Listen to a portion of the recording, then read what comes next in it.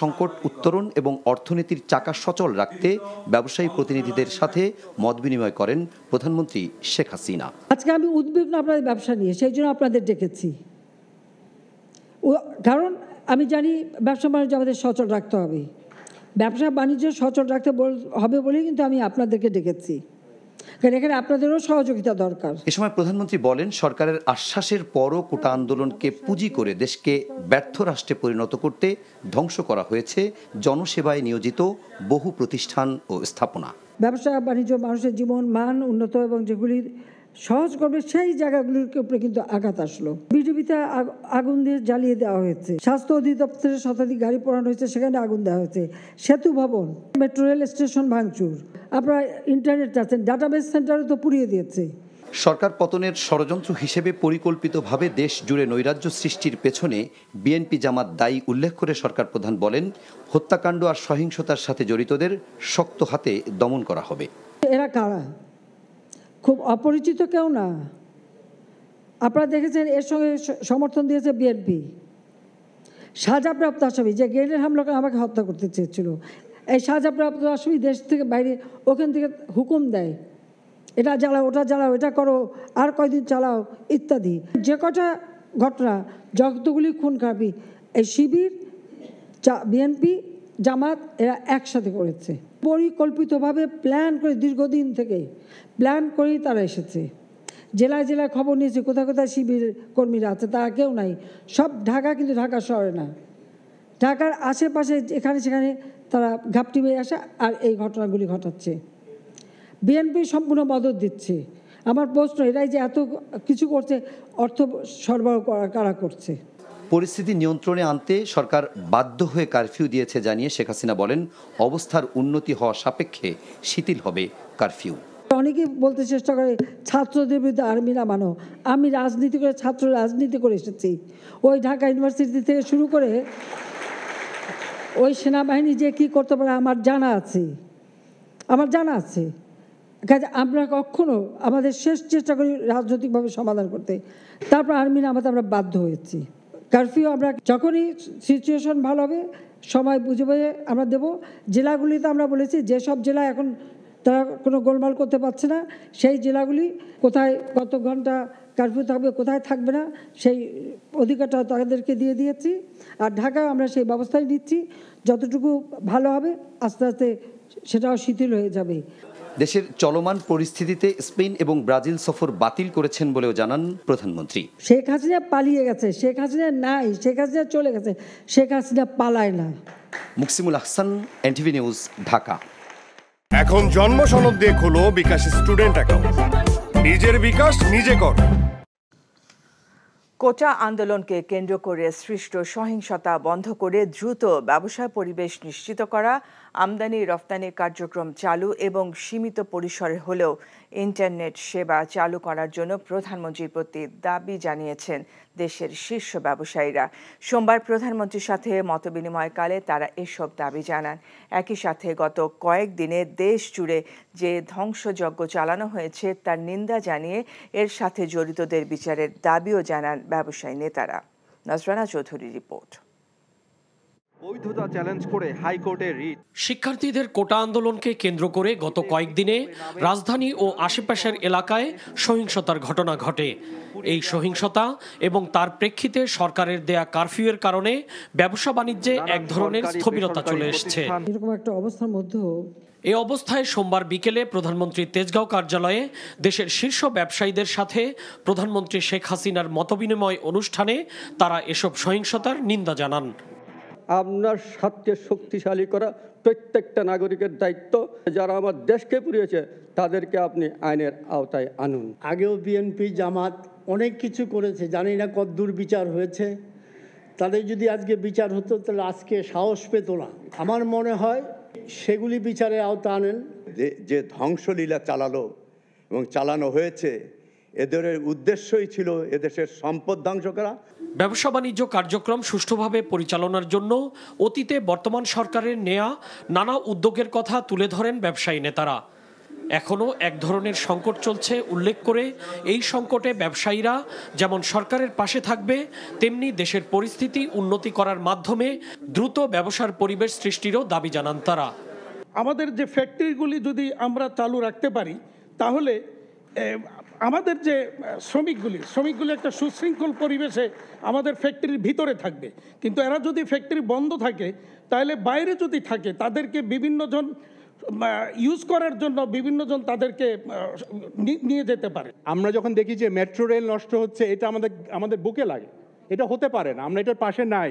So এখানে যারা এটা করেছেন তাদেরকে আপনারা আইনের কারাগারে নিয়ে আসেন, আপনারা ভালো তদন্ত করেন। এবং একটা জিনিস বলতেই হবে যে এইটার আগে আমাদের যে ইন্টেলিজেন্স এতগুলো এজেন্সি আছে, তারা আমাদেরকে এইসব তথ্য দিয়েছে কিনা, আপনাকে কেন ওই তথ্যগুলো দেওয়া হলো না, এইটা আমরা জানতে চাই। সারাদিন আপনারা মিলিটারি কর্ডন দিয়ে আমাদেরকে ট্রান্সপোর্ট ঢাকা এবং চিটাগং রাস্তা রিলিঙ্ক না করলে আমরা পারবো না মাননীয় প্রধানমন্ত্রী, আমাদের কিছু থাকবে না। আমাদের যারা প্রতিদ্বন্দ্বী দেশ, আমাদের এক একটা ক্রেতাকে 5টা করে ইমেল পাঠাচ্ছে যে বাংলাদেশ থেকে আর মাল নেওয়া যাবে না। এটা আমাদেরকে ক্ষতি করছে অনেক দূরের জন্য। আজকে থেকে আপনারা সীমিত পরিমাণে শুধু ইমেল চালু করে দেন, এটা পারবো, নিশ্চয়ই আমরা পারবো। অর্থনৈতিক কর্মকাণ্ড দ্রুত শুরু না করা গেলে কর্মসংস্থান ও রপ্তানি কার্যক্রম মুখ থুবড়ে পড়বে বলেও জানান ব্যবসায়ী নেতারা। Nazrana Chowdhury, NTV news, Dhaka. BNP মহাসচিব মির্জা ফখরুল ইসলাম আলমগীর বলেছেন, কোটা আন্দোলনকে কেন্দ্র করে বিএনপি নেতাকর্মীদের গ্রেফতার ও তাদের বাসায় পুলিশি তল্লাশি চালানো হচ্ছে। এ ঘটনায় গভীর উদ্বেগ প্রকাশ করেছেন তিনি। সোমবার গণমাধ্যমে পাঠানো এক বিবৃতিতে বিএনপি মহাসচিব বলেন, কোটা সংস্কারের যৌক্তিক দাবিতে কোমলমতি শিক্ষার্থীদের ওপর দলীয় সন্ত্রাসী ও আইন শৃঙ্খলা রক্ষাকারী বাহিনী দিয়ে নৃশংসভাবে হত্যা চালিয়েছে সরকার। দেশে কারফিউ জারির মাধ্যমে আইন শৃঙ্খলা রক্ষাকারী বাহিনীকে জনগণের মুখোমুখি দাঁড় করিয়ে জনগণকে চরম বিপর্যয় ও দুর্ভোগের মধ্যে নিক্ষেপ করেছে সরকার। ফখরুল বলেন, কোটা বিরোধী আন্দোলনে বিএনপি নেতাকর্মীদের কোনো ধরনের সংশ্লিষ্টতা না থাকলেও কাল্পনিক অভিযোগ এনে দলীয় নেতাকর্মীদের হেনস্থা করা হচ্ছে। গ্রেফতারকৃত নেতৃবৃন্দকে রিমান্ডে নিয়ে চরম নির্যাতন করা হচ্ছে বলেও অভিযোগ তার। বলেন, অন্যায় অবিচার চালিয়ে জনগণের শক্তির কাছে কোনো স্বৈরশাসক টিকে থাকতে পারেনি, বর্তমান সরকারও পারবে না। গ্রেফতারকৃত নেতৃবৃন্দকে অবিলম্বে নিঃশর্ত মুক্তি এবং বিএনপির সিনিয়র নেতৃবৃন্দের বাসায় পুলিশি তল্লাশি বন্ধের আহ্বান জানান মির্জা ফখরুল। দেশের সার্বিক পরিস্থিতি অনেকটাই নিয়ন্ত্রণে এসেছে বলে জানিয়েছেন সেনাবাহিনী প্রধান জেনারেল ওয়াকারুজ্জামান। পুরোপুরি স্বাভাবিক হতে আরও কিছু সময় লাগবে বলেও জানান তিনি। দেশবাসীর কাছে সহযোগিতাও চান সেনা প্রধান। সোমবার রাজধানীতে সেনাবাহিনীর সার্বিক নিরাপত্তা ব্যবস্থা পরিদর্শন শেষে সাংবাদিকদের সঙ্গে আলাপকালে তিনি এসব কথা বলেন। আপেল শাহরিয়ারের রিপোর্ট। শিক্ষার্থীদের কোটা সংস্কার ইস্যুকে কেন্দ্র করে দেশজুড়ে সহিংসতার ঘটনা ঘটে। দেশের নিরাপত্তা, রাষ্ট্রীয় সম্পদ ও জনগণের জানমালের রক্ষায় গত 19 জুলাই রাত 12টার পর সেনা মোতায়েন করা হয় সারা দেশে। রাজধানীতে মোতায়েনকৃত সেনা সদস্যদের কার্যক্রম পরিদর্শন করেন সেনাপ্রধান জেনারেল ওয়াকারুজ্জামান। বাহিনীর সদস্যদের খোঁজ খবর নেন তিনি। এ সময় নানা দিক নির্দেশনাও দেন বাহিনী প্রধান। পরিদর্শন শেষে সাংবাদিকদের তিনি বলেন, জনগণ ও রাষ্ট্রের প্রয়োজনে সেনাবাহিনী সব সময় পাশে রয়েছে। যে পরিমাণ জনগণের সম্পত্তির ক্ষয়ক্ষতি হয়েছে, এটা আসলে অবর্ণনীয়। এই সম্পদ কারো ব্যক্তিগত না, এই সম্পদ জনগণের সম্পদ। সুতরাং এই জনগণের সম্পদকে রক্ষা করার দায়িত্ব আমাদের সবার। আইন শৃঙ্খলা পরিস্থিতি পুরোপুরি স্বাভাবিক হতে আরও কিছু সময় লাগবে বলে জানান তিনি। পাবলিকের মধ্যে একটু কনফিডেন্স নিয়ে আসতে হবে, একটা স্বস্তি নিয়ে আসতে হবে। আমার ধারণা যে কিছু সময় লাগবে, বাট এটা হয়ে যাবে। But life line is already established, এটাকে সাস্টেইন করতে হবে। আমরা সঠিক দিকেই এগিয়ে যাচ্ছি, হয়তো আরেকটু সময় লাগবে, আমরা স্বাভাবিক জীবনযাত্রায় ফেরত যেতে পারবো। দেশের সার্বিক পরিস্থিতি নিয়ন্ত্রণে বেসামরিক প্রশাসনকে সহায়তায় দায়িত্ব পালন করছে সেনাবাহিনী। বাহিনীর সরব উপস্থিতি জনমনে স্বস্তি দিয়েছে। কারফিউ চলাকালে যে বিধিনিষেধ দেওয়া হয়েছে তা জনগণকে মেনে চলার অনুরোধ জানানো হয়। Apple Shahriar, NTV news, Dhaka. Internet সেবা বিঘ্নিত হওয়ায় চরম ভোগান্তিতে পড়েছেন বিদ্যুৎ প্রিপেইড মিটার ব্যবহারকারী 2,40,00,000 গ্রাহক। ডিপিডিসি ডেস্কোতে এসে ইমার্জেন্সি ব্যালেন্স বাড়িয়ে নিচ্ছেন তারা। ঘন্টার পর ঘন্টা দীর্ঘ লাইনে দাঁড়িয়ে থেকেও রিচার্জ করতে পারেননি অনেকেই। তামজিদ সুমনের রিপোর্ট। সারা দেশে চলমান কারফিউয়ের মধ্যেই দুর্ভোগ মাথায় নিয়ে বের হতে হয়েছে এই মানুষগুলোকে। মানুষের এই দীর্ঘ সারি বিদ্যুতের প্রিপেইড মিটার রিচার্জের। রাজধানীর গুলশানের এই প্রিপেইড মিটার রিচার্জ সেন্টারে গ্রাহকদের ভিড় ছিল চোখে পড়ার মতো। ইন্টারনেট সেবা বন্ধ হওয়ায় চরম বিপাকে এসব গ্রাহক। এখানে লাইনে দাঁড়িয়ে 2 ঘন্টা হয়ে গেল, এখনো পর্যন্ত মনে হয় যে না আমাদের লাইন পেতে সম্ভবত আরও 1 থেকে 1.5 ঘন্টা লাগবে। হঠাৎ করে কারেন্ট চলে যাচ্ছে, এখন বাসায় বাচ্চা আছে, মহিলারা আছে, এরা কাজ করছে, এদের জন্য চরম ভোগান্তি। আমাদের কাছে বলারও কিছু নাই, কোনো অভিযোগ দেওয়ারও কেউ নাই, কেউ দেখারও কেউ নাই। নারী পুরুষের দীর্ঘ সারির এই মানুষদের অনেকের কার্ডের ব্যালেন্স শেষ হয়েছে, আবার এমন অনেকেই আছেন যারা আশঙ্কা মাথায় নিয়ে এসেছেন কখন যেন ব্যালেন্স শেষ হয়ে যায়। ভোগান্তিস্ত হতো না, যদি অটোতে আমাদের ভরে দিত, পরে আমাদের থেকে কাইটা নিলে কোনো সমস্যা ছিল না। সংসার ফলে এখানে দাঁড়ায় আছি, আর কতক্ষণ সিরিয়ালে থাকতে হবে সেটাও জানি না। কার্ড রিচার্জ করতে না পেরে বিদ্যুৎহীন অবস্থায় রয়েছেন অনেকেই। সবচেয়ে বিপাকে আছেন হঠাৎ অকার্যকর হওয়া কার্ড পরিবর্তন করা নিয়ে। আমাকে ফোন কল করছে সকাল 9টার সময় যে আপনি অফিসে আসেন। এখন আমি অফিসে আসছি বলে এখন সকাল 6টার সময়, সন্ধ্যা 6টার পর আসছে আমার কার্ড নেওয়ার জন্য। আমরা চেষ্টা করছি তাদেরকে পর্যায়ক্রমে আমাদের সর্বোচ্চ সেবাটুকু দিয়ে তাদেরকে ফেরানো আর কি। দীর্ঘক্ষণ লাইনে দাঁড়িয়ে থেকে অবর্ণনীয় কষ্ট সহ্য করেও অনেকে কার্ড রিচার্জ করতে পারেন নাই। আমরা ভিতরে অফিসে কথা বলেছি, এই দায়িত্বরত কর্মকর্তারা বলেছেন তাদের যথাসাধ্য চেষ্টা তারা করছেন। আমরা একটি প্রশ্ন তাদেরকে করেছি যে এটি কি অটোমেটিক যে ইমার্জেন্সি ব্যালেন্স এখানে ভরে দেওয়া হচ্ছে সেটি অটোমেটিক করে দেওয়া যেত কিনা। তারা বলেছেন যে অটোমেটিক করে দেওয়া যেত, কিন্তু সেটিও ব্যাহত হচ্ছে শুধুমাত্র ইন্টারনেট সেবা বন্ধ রয়েছে বলেই। এদিকে সোমবার দুপুরে রাজধানীর তেজগাঁওয়ের একটি রিচার্জ সেন্টার পরিদর্শন করে বিদ্যুৎ প্রতিমন্ত্রী আশ্বাস দিয়েছেন মানুষের ভোগান্তি কমানোর চেষ্টা চলছে। এখন আর ওরকম ভিড় নাই, ওরকম চাপ নাই, ওরকম আতঙ্ক নাই। ইন্টারনেট সার্ভিসটা যত দ্রুত আসবে আশা করছি, আমার মনে হয় এটা ধীরে ধীরে আজকের দিনের মধ্যে স্বাভাবিক হয়ে আসবে সারা বাংলাদেশ ব্যাপী। Tamjid Suman, NTV news, Dhaka. আন্তর্জাতিক সার্ভার জটিলতা আর দেশীয় ইন্টারনেট বিড়ম্বনায় বাতিল হওয়া 11টি ফ্লাইটের যাত্রীদের বিদেশে কাজে ফেরা নিয়ে অনিশ্চয়তা দেখা দিয়েছে। সহস্রাধিক যাত্রী এখনও টিকিট পাননি। কিছুদিনের মধ্যে তাদের বেশিরভাগের ভিসার মেয়াদও শেষ হবে। বিস্তারিত নিয়ামুল আজিজ সাদেকের রিপোর্টে। দুদিন আগে সৌদি আরবে কাজে ফেরার কথা থাকলেও এখনও এজেন্সি, এয়ারপোর্ট সহ দাঁড়ে দাঁড়ে ঘুরে ফিরছেন প্রবাসী বাংলাদেশিরা। বাতিল হওয়া টিকিট নিয়ে কোনো সদুত্তর নেই এজেন্সির। আজকে আমার ভিসার মেয়াদটা শেষ, বাস আমি কালকেও আসছিলাম, আসার পর আমার নাম্বারটা রেখে আমাকে বলছে চলে যান, আমরা ফোন করব। তারপর আমার ফোন আসছে না, আমাকে শুধু মোবাইল নাম্বার রাখছে, রেখে বলছে যে আমাকে পরে ফোন দিয়ে জানানো হবে। তারা কোনো ফিক্সড ডেট দিচ্ছে না। এখন আমরা যে এই এয়ারপোর্টে এসে যে ভোগান্তিটায় পড়ছি, আমরা কোথায় হোটেলে থাকবো, কোথায় খাবো, এমন দুশ্চিন্তা নিয়ে শূন্য হাতে ফিরে যাচ্ছেন প্রবাসীরা। ফ্লাইট বাতিল হওয়ায় আবাসন, খাবার আর যাতায়াত খরচ বেড়েছে অনেক। 3000 টাকা উনার খরচ হয়েছে, তো এখানে হাজি ক্যাম্পে ছিল। সারাদিন ধরে বসে রয়েছি, খাওয়া দাওয়ার কোনো ব্যবস্থা নাই। হাজি ক্যাম্পে থাকছি, একজন লোক থেকে যদি আমার কাছ থেকে 1800 টাকা রুম ভাড়া নিছে। এয়ারপোর্টে যানবাহনে কয়েক গুণ ভাড়া দিয়েও বিলম্ব যাত্রায় যাত্রীদের হয়রানি চরমে। যে জায়গায় 2000 টাকা ভাড়া আমি 7000 টাকা খরচ করে গেছি। বিমানমন্ত্রী জানালেন, সৌদি আরবগামী যাত্রীদের বিমান বাংলাদেশ এয়ারক্রাফটে নেয়ার প্রস্তাবে ইতিবাচক সাড়া মেলেনি। তবে ফ্লাইট বাড়িয়ে এবং ভিসার মেয়াদ বাড়ানোর বিষয়ে ইতিবাচক সাড়া দিয়েছে তারা। মাইক্রোসফটের একটা গ্লিচের কারণে এবং আমাদের দেশের কারণে, বিশেষ করে সাউদি এয়ারলাইন্সের 4টা ফ্লাইট ক্যান্সেল হয়েছিল।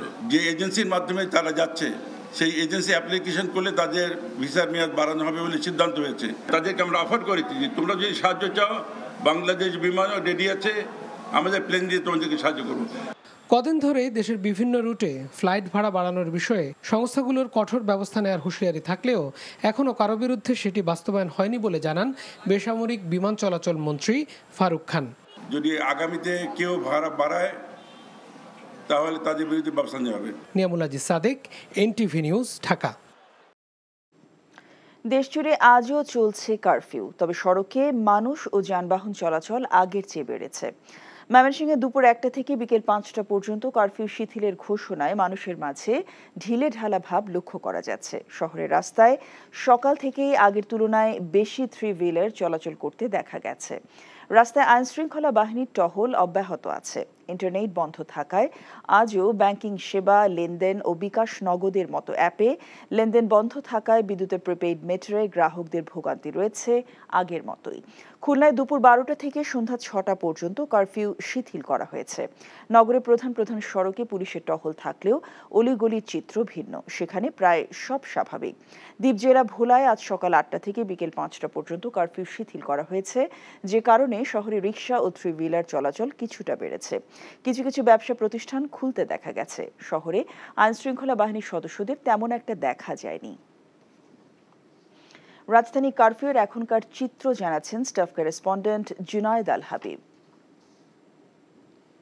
রাজধানী সহ সারা দেশে আসলে চতুর্থ দিনের মতো কারফিউ চলছে এবং এই কারফিউর মধ্যে অন্যান্য দিনগুলো অর্থাৎ গত 3 দিনে আমরা সড়কে সাধারণ মানুষের উপস্থিতি যেমনটা লক্ষ্য করেছি, তবে আজকে সকাল থেকেই দেখছি যে সাধারণ মানুষের সড়কে চলাচল কিছুটা বেড়েছে এবং ব্যক্তিগত গাড়ির সংখ্যাও কিন্তু সড়কে আমরা বেশ দেখতে পাচ্ছি গত 3 দিনের তুলনায়। অর্থাৎ বলাই যায় যে এই আন্দোলনকে ঘিরে, শিক্ষার্থীদের আন্দোলনকে ঘিরে সারা দেশে এক ধরনের যে ভীতিকর পরিস্থিতি তৈরি হয়েছিল, মানুষের মধ্যে যে ধরনের আতঙ্ক ছড়িয়ে পড়েছিল, আসলে এই কারফিউ চলমান অবস্থায় বলা যায় যে জনমনে কিছুটা স্বস্তি পেতে শুরু করেছে এবং পরিবেশ ধীরে ধীরে আসলে স্বাভাবিক হতে শুরু করেছে। এই মুহূর্তে আমি অবস্থান করছি রাজধানীর বিজয় সরণিতে, যেখানে দেখছি যে সেনাবাহিনীর সদস্যরা আসলে তারা চেকপোস্টের মতোই বসেছেন এবং এখানে সাধারণ মানুষ যারা ঘর থেকে বের হয়েছেন তাদেরকে আসলে তল্লাশি করছেন এবং তাদেরকে প্রশ্ন করছেন যে যারা বিনা কারণে ঘর থেকে বের হয়েছেন তাদেরকে নিজ গন্তব্যে ফেরত পাঠাচ্ছেন এবং যারা জরুরি প্রয়োজনে বের হচ্ছেন আসলে তাদেরকে ছেড়ে দেওয়া হচ্ছে এবং তারা তাদের গন্তব্যে যাওয়ার জন্য যে সড়কে আসলে তাদেরকে ছেড়ে দেওয়া হচ্ছে, তারা গন্তব্যে পৌঁছাচ্ছেন। এবং খুলনা নগরে কারফিউ সর্বশেষ পরিস্থিতি জানিয়েছেন সিনিয়র করেসপন্ডেন্ট মোহাম্মদ আবু তৈয়ব।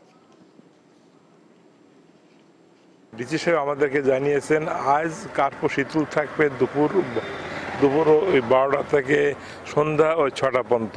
অন্য স্থান খুলনাতে একটু শিথিলের যে ওই টাইম বৃদ্ধি করে দেওয়া হয়েছে। তবে আমরা শহর ঘুরে দেখেছি, শহরে হালকা মৃদু যানবাহন চলাচল করছে।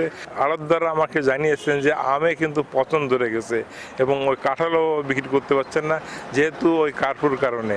চিংড়ি মাছ এক্সপোর্টার অ্যাসোসিয়েশন থেকে বলা হয়েছে যে তাদের প্রায় 40 কোটি টাকার চিংড়ি বন্দরে যাওয়ার পথে রাস্তায় আটকে আছে। আর অপর কয়েকজন বলেছেন যে তারা চিংড়ি এক্সপোর্ট করলেও তাদের বিল এখন পর্যন্ত অনলাইনে তারা পেমেন্ট করতে পারছে না। এদিকে বরিশালে সকাল 11টা থেকে 5টা পর্যন্ত কারফিউ শিথিল অবস্থায় চলছে। এই সময়ের চিত্র জানিয়েছেন আমাদের senior correspondent Akhtar Faruk Shahin. Curfew শিথিলের সিদ্ধান্ত গতকাল রাতে এলেও সামাজিক যোগাযোগ মাধ্যম আর ইন্টারনেট বন্ধ থাকায় এই খবর পায়নি অনেকেই। আজ সকালে বরিশাল নগরীতে 6 ঘন্টা কারফিউ শিথিল থাকার খবরটি মেট্রোপলিটন পুলিশ এবং জেলা প্রশাসনের উদ্যোগে মাইক যোগে প্রচার করা হয়। আর এই খবর জানাজানি হওয়ার পরপরই মুক্ত পাখির মতো যেন সাধারণ মানুষ ঘর থেকে ছুটে বেরিয়ে আসে। আমি এই মুহূর্তে দাঁড়িয়ে আছি বরিশাল নগরীর প্রাণকেন্দ্র সদর রোড এলাকায়। যদিও অন্যান্য দিনের মতো এখন পর্যন্ত পুরোপুরি চলাচল শুরু করেনি যানবাহন, তবে তারপরেও কারফিউ শিথিলের খবরে এই নগরে ইতিমধ্যে রিক্সা, ছোটোখাটো গাড়ি, 3-হুইলার এবং মোটরসাইকেল চলাচল করছে ব্যাপক হারে। টানা 3 দিন কারফিউ চলাকালে দোকান প্রতিষ্ঠান বন্ধ থাকায় একদিকে যেমন তাদের চরম লোকসানের শিকার হতে হয়েছে, ঠিক তেমনি ইন্টারনেট না থাকায় আর্থিক সংকটেও পড়েছেন অনেকে। এরকম একটি অবস্থায় তারা কারফিউ পুরোপুরি তুলে নেয়া এবং এর পাশাপাশি ইন্টারনেট পরিষেবা চালুর মাধ্যমে জীবনযাত্রা পুরোপুরি স্বাভাবিক করার দাবি জানিয়েছেন। ইন্টারনেট সংযোগের অভাবে গ্যাস ও বিদ্যুতের প্রিপেইড কার্ডে রিচার্জ করতে না পেরে চরম ভোগান্তিতে পড়েছেন গ্রাহকরা। রাজধানী কারওয়ান বাজারে তিতাস ভবনের সামনে থেকে গ্রাহকদের ভোগান্তির খবর জানাচ্ছেন সিনিয়র করেসপন্ডেন্ট মইদুল ইসলাম। দেশে ইন্টারনেট সংযোগ বিচ্ছিন্ন থাকার কারণে ডিজিটাল লেনদেন বন্ধ আছে, একই সাথে ব্যাংকেরও লেনদেন বন্ধ আছে, যে কারণে তিতাস গ্যাসের প্রিপেইড গ্রাহকরা চরম ভোগান্তিতে পড়েছেন। তাদের অনেকের বাসার চুলা বন্ধ হয়ে গেছে, যে কারণে রান্না করতে পারছেন না, বাইরে বা অন্য কোনোভাবে উপায়ে খেতে হচ্ছে। এবং প্রিপেইড গ্রাহকরা সকাল থেকেই দেখছে যে এই রাজধানী কারওয়ান বাজার তিতাস গ্যাসের কার্যালয়ের নিচে এসে তারা ম্যানুয়ালি বিল পে করার চেষ্টা করেছেন। তো এখানেও অনেক চরম ভোগান্তি দেখেছি আমরা, এবং কিছুক্ষণ আগেও আমরা অনেক মানুষ এখানে দেখেছি, অনেক ভিড় ছিল। এই মুহূর্তে যদিও কম আছে, তো সেরকম কয়েকজন গ্রাহকের সাথে আমরা কথা বলার চেষ্টা করবে, তারা আসলে এখানে কিভাবে বিলটা পে করছেন এবং তারা কি ধরনের ভোগান্তি তারা কয়েকদিন ধরে ভোগান্তির শিকার হয়েছেন। এই বিধি ব্যবস্থা যেহেতু রাখা হয়েছে, এটি সুন্দর ও সুশৃঙ্খলভাবে করা উচিত ছিল, কারণ এখানে প্রত্যেকেই এসছে একটা বিপদ হাতে নিয়েই, তো কোনো সুশৃঙ্খলতা নেই, যার যার ভাবে একেবারে কোনো একটা গেট নেই, বসার জায়গা নেই। কালকে দুপুর থেকে বন্ধ, আজকে এখন এটা নেওয়ার পরে রান্না হবে, হোটেলে খাচ্ছি। ইমার্জেন্সি ব্যালেন্স নেওয়ার যে সিস্টেম, সেই সিস্টেম আমরা অপারেট করলাম, কিন্তু সেখানে কোনো কাজ হচ্ছে না। পরে এদেরকে ফোন দিলাম, এরা বললো যে আপনারা কারওয়ান বাজার তিতাস অফিসে চলে আসেন। সে আসলাম, সেই সকালে লাইন দিলাম, কার্ড দিলাম, এখনো কার্ড পাইতেছি না। সকাল 6টা বাজে সিরিয়াল দিছি, 10টা বাজে কার্ড দিছি, আর কেবল কার্ড পাইলাম। আজ 3 দিন ধরে বন্ধ। আজকে আসলাম, প্রথমে তো এই 2-3 দিন চিড়া মুড়ি এগুলো কলা এগুলোকে আছি ছোট ছোট বাচ্চা নিয়ে। সাধারণ মানুষের প্রত্যাশা দেশে খুব দ্রুত সময়ের মধ্যে ইন্টারনেট সংযোগ ব্যবস্থা চালু হবে এবং ডিজিটাল লেনদেন এবং ব্যাংকিং লেনদেনও চালু হবে এবং মানুষের এই ভোগান্তিগুলোও কমে আসবে। রঙিন মাছ চাষে রঙিন স্বপ্ন বুড়েছেন ফরিদপুরের 17 বছরের কিশোর মোহাম্মদ মুসাদ্দিক মণ্ডল রাহাত। বিভিন্ন প্রজাতির বাহারি রঙের মাছ চাষ করে তিনি এই চাষকে নিয়ে গেছেন এক অনন্য উচ্চতায়। তার এই চাষ এখন তরুণ ও বেকার যুবকদের জন্য বড় উদাহরণ। বিদেশি রঙিন মাছের চাষাবাদে প্রতি মাসে 1 থেকে 1.5 লাখ টাকা আয় করছেন তিনি। পেয়েছেন অনেক পুরস্কারও। ফরিদপুর প্রতিনিধি সঞ্জীব দাসের পাঠানো রিপোর্টে বিস্তারিত। ফরিদপুর সদর উপজেলার দয়ারামপুর গ্রামের সরকারি চাকরিজীবী মিজানুর রহমানের ছেলে রাহাত এইচএসসি প্রথম বর্ষের ছাত্র। পড়ালেখার ফাঁকে ইউটিউব দেখে রঙিন মাছ চাষে উদ্বুদ্ধ হন 2018 সালে 7ম শ্রেণীতে পড়াকালীন অবস্থায়। করোনার সময় বাড়ির ছাদে 1600 টাকা দিয়ে প্রথম শুরু করেন রঙিন মাছ চাষ। এরপর 3টি চৌবাচ্চায় চাষ শুরু করেন বাণিজ্যিকভাবে। সেই থেকে পিছনে ফিরে তাকাতে হয়নি তাকে। বর্তমানে 4টি বড় পুকুর ও 50টি চৌবাচ্চায় কয়েক একর জমির খামারে আছে প্রায় 50 লাখ টাকার বিভিন্ন প্রজাতির অ্যাকোরিয়াম ফিশ। আমাদের ফরিদপুর জেলাতে এই উৎপাদন কেন্দ্র হওয়ার কারণে এবং শুধু ফরিদপুর জেলা না, সারা বাংলাদেশে এই মাছ পৌঁছে যাচ্ছে এবং দেশে যে এই মাছের ঘাটতি তা পূরণ হবে। আমি চাকরি করি প্রায় 2 থেকে 2.5 বছর, তো এই জায়গা থেকে ভালো একটা পেমেন্ট পাই, আমি আমার সংসার খুব ভালোভাবে চলে যায়। আলহামদুলিল্লাহ। রঙিন এসব মাছ দেখতে আশপাশের তরুণ যুবক সহ দেশের বিভিন্ন জায়গা থেকে নানা শ্রেণী পেশার মানুষও আসেন এখানে। আমি একটা ছোটখাটো একটা চাকরি করি, আমারও চিন্তা ভাবনা চাকরির পাশাপাশি আমি রঙিন মাছ চাষ করব। মুসাদ্দিক মণ্ডল রাহাতের সাথে আলাপ করি, সে আমাকে এই বিষয়ে বিভিন্ন পরামর্শ দেয় যে কিভাবে আসলে রঙিন মাছটা চাষ করলে লাভবান হওয়া যাবে দ্রুত। কিশোর এ উদ্যোক্তা জানান, শখের বশে রঙিন মাছ চাষ শুরুর পর এখন নিজের খামারে উৎপাদিত রঙিন মাছের পোনা বিক্রি করে তিনি বছরে আয় করছেন প্রায় 20 লাখ টাকা। প্রতি মাসে এখন 15,000 থেকে 20,000 পিসের মতো মাছ সেল করছি শুধু কই কারপার কমেট। আর বিভিন্ন সারা দেশে বিভিন্ন জেলায় আমাদের মাছটা যাচ্ছে। যত প্রকারের আইটেম থাকবে মাছের বা যত কালেকশন থাকবে আপনি তত বেশি দীর্ঘস্থায়ী হইতে পারবেন। তরুণ রাহাতের এই রঙিন মাছের খামার শুধু ফরিদপুরেই না, পুরো দেশের তরুণ যুবকদের জন্য বিরাট অনুপ্রেরণা হয়ে উঠেছে। NTV news desk. পুলিশের উপর হামলা, অগ্নিসংযোগ ও নাশকতার মামলায় দেশের বিভিন্ন স্থানে অভিযান চালিয়ে বিএনপি জামাতের 6 শতাধিক নেতাকর্মীকে গ্রেফতার করেছে আইন শৃঙ্খলা বাহিনী।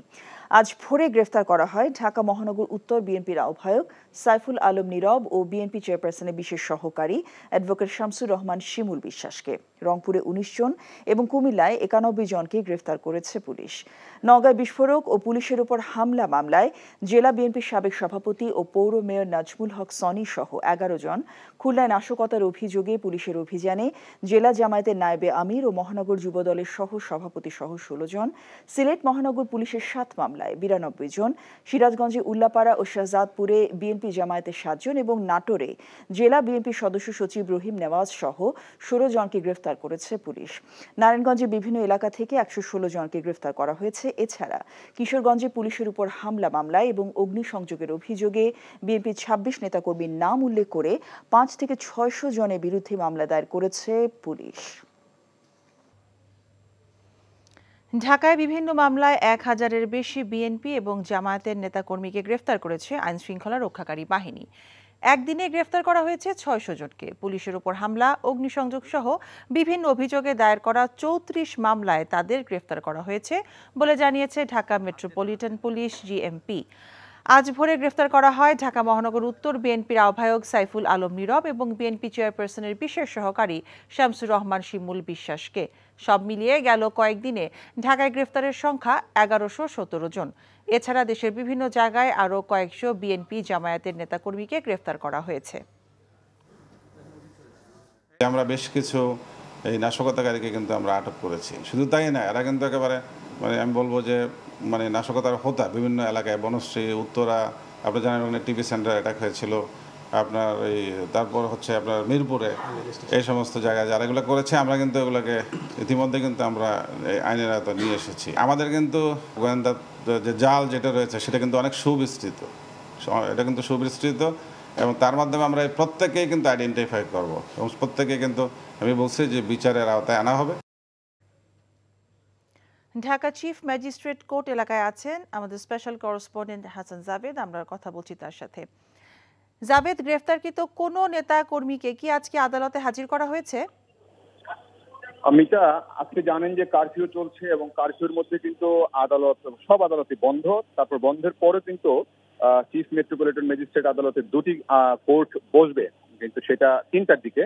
তো আমরা অনেক আসামিকেই দেখেছি আনতে, কিন্তু উল্লেখযোগ্য কাউকে বলার মতন পরিচিত ফেস এমন কাউকে এখনো দেখিনি।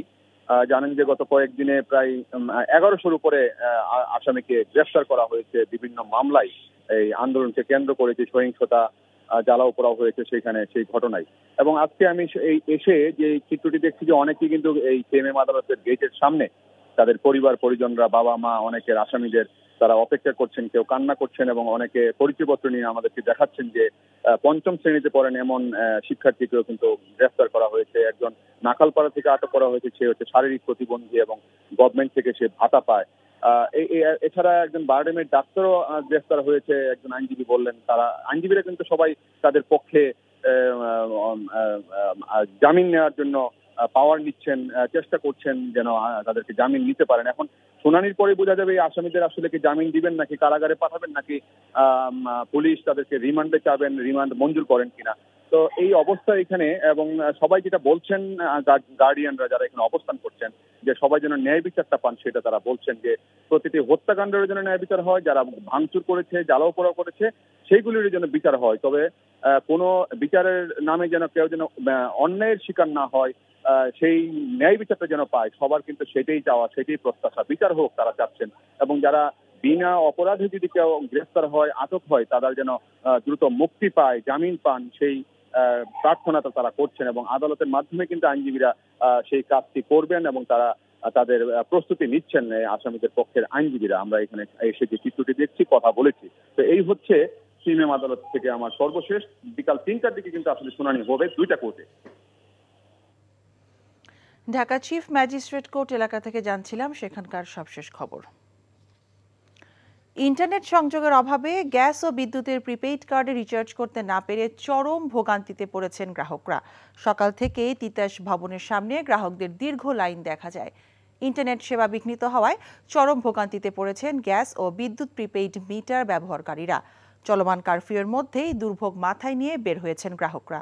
চাপ সামলাতে কাজ করছে তিতাস কর্তৃপক্ষ। 10-12 জনের একটি করে লট তৈরি করে সিরিয়াল অনুযায়ী প্রিপেইড কার্ডে গ্যাস রিচার্জ করে দেওয়া হচ্ছে।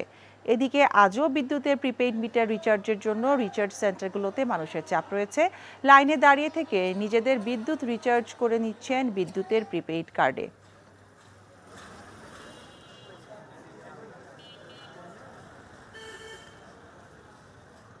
কালকে দুপুর থেকে বন্ধ, আজকে এখন এটা নেওয়ার পরে রান্না হবে, হোটেলে খাচ্ছি। এমার্জেন্সি ব্যালেন্স নেওয়ার যে সিস্টেম, সেই সিস্টেম আমরা অপারেট করলাম, কিন্তু সেখানে কোনো কাজ হচ্ছে না। পরে এদেরকে ফোন দিলাম, এরা বললো যে আপনারা কারণ বাজার তিতাস অফিসে চলে আসেন। সে আসলাম, সেই সকালে লাইন দিলাম, কার্ড দিলাম, এখনও কার্ড পাইতেছি না। সকাল 6টা বাজে সিরিয়াল দিছি, 10টা বাজে কার্ড দিছি, আর কেবল কার্ড পাইলাম। আজ 3 দিন ধরে বন্ধ। আজকে আসলাম, প্রথমে তো এই 2-3 দিন চিড়া মুড়ি এগুলো কলা এগুলোকে আছি ছোট ছোট বাচ্চা নিয়ে। এখানে প্রত্যেকেই এসছে একটা বিপদ হাতে নিয়েই, তো কোনো সুশৃঙ্খলতা নেই, যার যার ভাবে, একেবারে কোনো একটা গেট নেই, বসার জায়গা নেই। টিকিট না পাওয়ায় সৌদি আরব সহ মধ্যপ্রাচ্যের বেশ কয়েকটি দেশে কাজে ফেরা নিয়ে অনিশ্চয়তায় পড়েছে প্রবাসীরা। অবর্ণনীয় দুর্ভোগ পোহাচ্ছেন রেমিটেন্স যোদ্ধারা। হযরত শাহজালাল বিমানবন্দর এলাকার সবশেষ খবর জানতে টেলিফোনে কথা বলছি আমাদের সহকর্মী কায়কোবাদ মাহমুদের সাথে।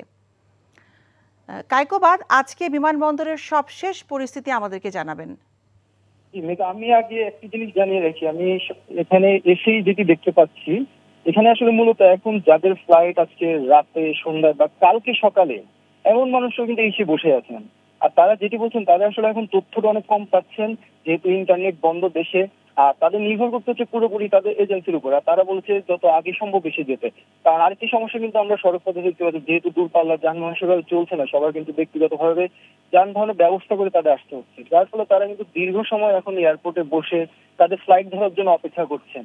তারা এই ভোগান্তিকার কথা আমাদের বলেছেন, আমরা এটা দেখতে পেয়েছি টার্মিনালের সামনে পুরো পথ ভরা আছে যাত্রীদের। আর আরেকটি বিষয় হচ্ছে যে আন্তর্জাতিক সার্ভার জটিলতা ও দেশীয় ইন্টারনেট বিড়ম্বনায় যে ফ্লাইটগুলো বাতিল হয়েছিল, সৌদি এয়ারলাইন্স হয়েছিল, তারা যেটি বলছেন যে যাত্রীদের সাথে আমার কথা হয়েছে অল্প কয়েকজন যাত্রীর সাথে, তারা বলছেন যে তাদেরকে বলা হয়েছে আজকে আসতে অনেককেই। তাদেরকে মূলত ধাপে ধাপে আসতে বলছে, যাদের ভিসার মেয়াদ তাড়াতাড়ি শেষ হয়ে যাবে, অর্থাৎ অল্প সময় আছে, তাদেরকে আগে দিয়ে তাদেরকে ফ্লাইটটা দেওয়ার চেষ্টা করা হচ্ছে। ইতিমধ্যে গতকাল কিছু যাত্রী চলেও গিয়েছেন। এভাবে করে যাদের ভিসা মেয়াদ বেশি আছে তাদেরকে পরে ডাকছে না। আজকেও অনেকেই দেখেছে তারা গতকাল সৌদি এয়ারলাইন্স অফিসে গিয়েছিলেন, আর আজকে তাদেরকে বলেছিলেন এয়ারপোর্টে আসতে। এখান থেকেই তাদের মূলত এটা ফ্লাইটে তুলে দেওয়া হবে। তো সবকিছু মিলিয়ে যারা যেটি বলছেন যে তাদের ভোগান্তিটা আসলে বেড়ে গিয়েছে, কারফিউ চলছে একদিকে, আরেকদিকে ইন্টারনেট নেই, ফলে তারা তথ্য পাচ্ছেন না। একই সাথে তাদেরকে এখানে এসে অনেক সময় বসে থাকতে হচ্ছে, তাদের খরচটা অনেক বাড়ছে, তাদের খাওয়ার সমস্যা, থাকার সমস্যা। তো সবকিছু মিলে একটি ভোগান্তি চিত্রই আমরা দেখতে পাচ্ছি। এখন জন্ম সনদ দিয়ে খোলো বিকাশ স্টুডেন্ট অ্যাকাউন্ট, নিজের বিকাশ নিজে কর। শিক্ষার্থীদের আন্দোলন, দেশ জুড়ে সংঘাত, তারপর উচ্চ আদালতের রায়। আর সরকারি চাকুরিতে কোটা নিয়ে উচ্চ আদালতের রায়ের একদিন পরই আনুষ্ঠানিকভাবে ঘোষণা দেওয়া হলো জনপ্রশাসন মন্ত্রণালয় থেকে জারি করা প্রজ্ঞাপনের। এখন থেকে যে কোনো পর্যায়ের ও সকল গ্রেডে সরাসরি সরকারি চাকুরিতে মেধায় 93%, বীর মুক্তিযোদ্ধাদের সন্তানদের জন্য 5%, ক্ষুদ্র নৃগোষ্ঠীদের জন্য 1% এবং প্রতিবন্ধী ও তৃতীয় লিঙ্গের জন্য 1% কোটা থাকবে। নারী জেলাসহ কোটার অন্তর্ভুক্ত থাকছেন না বীর মুক্তিযোদ্ধাদের নাতি নাতনিরা। নির্ধারিত কোটায় যোগ্য প্রার্থী পাওয়া না গেলে সংশ্লিষ্ট কোটার শূন্য পদসমূহ সাধারণ মেধা তালিকা হইতে পূরণ করা হইবে। কোটা বাতিল করার যে পরিপত্রটা 2018 সালে দেওয়া হয়েছিল, সেটাও বাতিল করা হইবে। এই আদেশ অবিলম্বে কার্যকর হইবে। প্রজ্ঞাপনে উচ্চ আদালত থেকে যেভাবে রায় দেওয়া হয়েছিল সেভাবেই সব উল্লেখ আছে বলে জানিয়েছেন আইনমন্ত্রী। আপিল বিভাগের রায়ের একটা কমা, দাড়ি, কমা, সেমিকলন বদলানোর ক্ষমতা আমাদের নাই। যেহেতু সেটা নাই, তারা যেভাবে দিয়েছেন আমরা সেইভাবেই এটা প্রতিপালন করেছি। শিক্ষার পরিবেশ ফিরিয়ে আনা এবং সকল ছাত্রছাত্রীদের সুরক্ষা ও নিরাপত্তার পরিবেশ সরকার তৈরি করবে। মামলার তথ্যাদি যদি ওনারা আমাদেরকে দেন, সাধারণ ছাত্রছাত্রী যারা এই কোটা বিরোধী আন্দোলন করছিলেন, তাদের ব্যাপারে যদি কোনো মামলা হয়ে থাকে, সেগুলি আমরা অবশ্যই দেখব। সরকারি চাকুরিতে কোটা নিয়ে প্রজ্ঞাপন প্রকাশের পর দেশের চলমান সংকট নিরসন হলো কিনা এ সময় এমন প্রশ্ন ছিল সাংবাদিকদের। আমাদের বিশ্বাস যে নতুন করে কোনো আরও সমস্যা তৈরি করা হবে না এবং এটার এই পরিস্থিতির অবনতি হবে না। পাশাপাশি আমি একটা কথা বলতে চাই, সেটা হচ্ছে যে যদি অবনতি ঘটানোর চেষ্টা কোনো অপশক্তি করে, সেটার ব্যাপারে আমরা কঠোর ব্যবস্থা নেব। যে হতাহতের ঘটনা ঘটেছে তার জন্য আক্রমণকারীরা দায়ী এবং প্রতিটি হতাহতের ঘটনার জন্য আমরা নিন্দা জানাই। দুঃখ প্রকাশ করি এবং বিচার করে প্রত্যেককে সে যেই হোক বিচারের করে সাজার আওতায় আনা হবে। শিক্ষার্থীদের আন্দোলনের সময় হতাহতের ঘটনায় বিচার বিভাগীয় তদন্তের প্রতিবেদন পাওয়ার পর যথাযথ ব্যবস্থা নেওয়া হবে বলেও জানানো হয় সংবাদ সম্মেলনে। Rokonuddin, NTV news, Dhaka. চতুর্থ দিনে রাজধানী সহ দেশ জুড়ে আজও চলছে কারফিউ। তবে সড়কে মানুষ ও যানবাহন চলাচল আগের চেয়ে বেড়েছে। রাজধানী জুড়ে যান চলাচল কিছুটা বেড়েছে, তবে রাস্তায় কোনো গণপরিবহন দেখা যায়নি। রিকশা এবং সিএনজি অটোরিকশার উপরই নির্ভর করছে রাজধানীবাসী। এদিকে ঢাকার বিভিন্ন সড়কে টহল দিচ্ছে সেনাবাহিনীর সদস্যরা, আছে আইনশৃঙ্খলা বিভিন্ন বাহিনীর সদস্যরাও। কারফিউয়ের মধ্যে যারা বাইরে বেরিয়েছেন তারাই তল্লাশি ও জিজ্ঞাসাবাদের মুখে পড়েছেন। ময়মনসিংহে দুপুর 1টা থেকে বিকেল 5টা পর্যন্ত কারফিউ শিথিলের ঘোষণায় মানুষের মাঝে ঢিলেঢালা ভাব লক্ষ্য করা যাচ্ছে। শহরের রাস্তায় সকাল থেকে আগের তুলনায় বেশি 3 হুইলার চলাচল করতে দেখা গেছে। রাস্তায় আইনশৃঙ্খলা বাহিনীর টহল অব্যাহত আছে। খুলনায় আজ দুপুর 12টা থেকে সন্ধ্যা 6টা পর্যন্ত কারফিউ শিথিল করা হয়েছে। নগরের প্রধান প্রধান সড়কে পুলিশের টহল থাকলেও অলিগলির চিত্র ভিন্ন। দ্বীপ জেলা ভোলায় আজ সকাল 8টা থেকে বিকেল 5টা পর্যন্ত কারফিউ শিথিল করা হয়েছে, যে কারণে শহরে রিকশা ও 3 হুইলার চলাচল কিছুটা বেড়েছে। দেশের অনাকাঙ্ক্ষিত পরিস্থিতিতে চালের বাজার নিয়ন্ত্রণে রাখতে কুষ্টিয়ার খাজানগর থেকে বিজিবি ও র্যাবের প্রহরায় দেশব্যাপী চাল সরবরাহ করা হয়েছে। দুপুরে শহরতলির বটতৈল এলাকা থেকে 103 ট্রাক চাল ঢাকা সহ দেশব্যাপী পাঠানো হয়েছে। এ সময় জেলা প্রশাসক বলেন, শিক্ষার্থীদের কোটা আন্দোলন নিয়ে ঘটে যাওয়া অনাকাঙ্ক্ষিত ঘটনায় দেশব্যাপী কারফিউ চলছে। যাতে দেশে চালের কোনো সংকট সৃষ্টি না হয় সেই কারণে কুষ্টিয়ার খাজানগর থেকে বিজিবি ও র্যাবের প্রহরায় ঢাকা সহ দেশের বিভিন্ন জেলায় চাল সরবরাহ করা হচ্ছে। চট্টগ্রামে 2 শতাধিক পোশাক কারখানা খুলে দেওয়া হয়েছে। এ সময় কারখানায় কাজে যোগ দিয়েছেন শ্রমিকরা। বিজিএমইএ সূত্র জানিয়েছে, কারফিউর কারণে চট্টগ্রামে বন্ধ ছিল 350 কারখানা। এই সবের মধ্যে অনেকের অর্ডার বাতিল হয়ে যাবার উপক্রম হয়েছিল। এমন পরিস্থিতি সামাল দিতে আজ থেকে 220টি কারখানা খুলে দেওয়া হয়।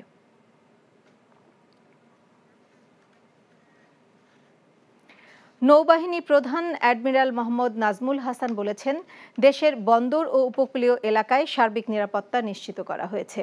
সকালে চট্টগ্রাম বন্দর পরিদর্শনকালে বন্দরের চলমান অচলাবস্থা নিয়ে কথা বলেন নৌবাহিনীর প্রধান। এর আগে চট্টগ্রামে পৌঁছে বঙ্গবন্ধু টানেলে নিরাপত্তা ব্যবস্থা দেখে বন্দরের জেটিসমূহ পরিদর্শন করেন। এ সময় সাংবাদিকদের সাথে আলাপকালে তিনি বলেন, চলমান পরিস্থিতির কারণ দেশের ব্যবসা বাণিজ্যের ব্যাপক ক্ষতি হয়েছে। বিশেষ করে দেশের সিংহভাগ আমদানি রপ্তানি কাজ হচ্ছে না বলেও জানান নৌবাহিনী প্রধান।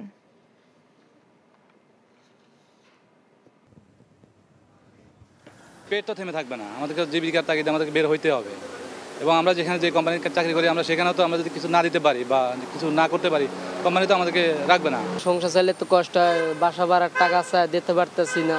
এই যে আপনি হারা দিন বাজে 12টা, আপনি 300 টাকা মারছি। দুর্বৃত্তদেরকে নির্মূল করা এবং জনমনের স্বস্তি ফিরে নিয়ে আসা, সেটা আমরা ইনশাল্লাহ পুঙ্খানুপুঙ্খভাবে করব এবং জনমনের দ্রুতই স্বস্তি ফিরে আসবে বলে আশা করি এবং আমরা অতি দ্রুতই আমরা আমাদের কার্য সম্পাদন করে ব্যারাকে ফিরে যাব। আমাদের কিছু তথ্য রয়েছে যে কিছু কিছু দুর্বৃত্ত এখনও এখানে রয়ে যাচ্ছে তাদের অসৎ উদ্দেশ্য হাসিলের জন্য। সেগুলো আমরা পুলিশ, র্যাব, বিজিবি এবং সেনাবাহিনীর সমন্বিত দলে আমরা এই এলাকাটিতে আমরা একটি চুটিং অভিযান পরিচালনা করছি, যে যারা এই যে বললাম যে দুর্বৃত্তরা যারা আছে তাদেরকে যাতে চিহ্নিত করে তাদের আটক করা যায়। More than 1,500 leaders and activists of BNP and Jamaat have been detained from several districts, including Dhaka, in cases lodged by the police across the country. A Dhaka Metropolitan Police DMP officers said the law enforcers detained a total of 600 people in last 24 hours, starting from Monday 8 a.m. till Tuesday 8 a.m. He further said the BNP and Jamaat men were nabbed in 34 cases, accusing them of arson attacks, assaults on law enforcers, and acts of sabotages.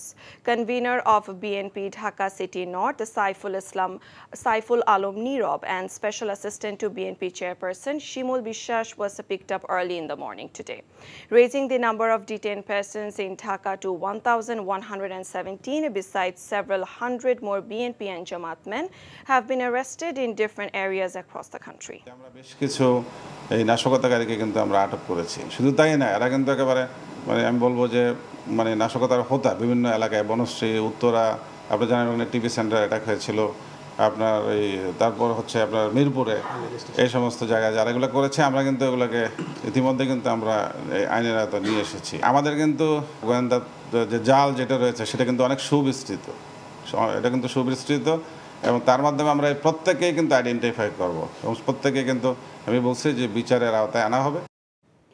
The gas crisis hit hard many domestic consumers in Dhaka as they have failed in recharging their prepaid meters due to the severed internet network. A long queue was seen in front of the Titas building at Karwan Bazar since morning today. The internet network was severed on last Thursday as the clashes erupted between students, protesters, and the law enforcing agencies. Later, the government imposed a curfew across the country and deployed army in addition to BGB, RAB, and other law enforcement agencies to establish control over the anarchic situation. As a result, gas prepaid meter holders fell in crisis as their meter card was not recharged due to severed internet network. Venting anger, many made a call for resumption of internet network immediately. কালকে দুপুর থেকে বন্ধ, আজকে এখন এটা নেওয়ার পরে রান্না হবে, হোটেলে খাচ্ছি। ইমার্জেন্সি ব্যালেন্স নেওয়ার যে সিস্টেম, সেই সিস্টেম আমরা অপারেট করলাম কিন্তু সেখানে কোনো কাজ হচ্ছে না। পরে এদেরকে ফোন দিলাম, এরা বললো যে আপনারা কারণ বাজার তিতাস অফিসে চলে আসেন।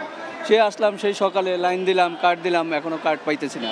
সকাল 6টা বাজে সিরিয়াল দিছি, 10টা বাজে কার্ড দিছি আর কেবল কার্ড পাইলাম। আজ 3 দিন ধরে বন্ধ। আজকে আসলাম, প্রথমে তো এই 2-3 দিন চিড়া মুড়ি এগুলো কলা এগুলোকে আছি ছোট ছোট বাচ্চা নিয়ে। এখানে প্রত্যেকেই এসছে একটা বিপদ হাতে নিয়েই, তো কোনো সুশৃঙ্খলতা নেই, যার যার ভাবে একেবারে কোনো একটা গেট নেই, বসার জায়গা নেই। শিক্ষার্থীদের আন্দোলন, দেশ জুড়ে সংঘাত, উচ্চ আদালতের রায়।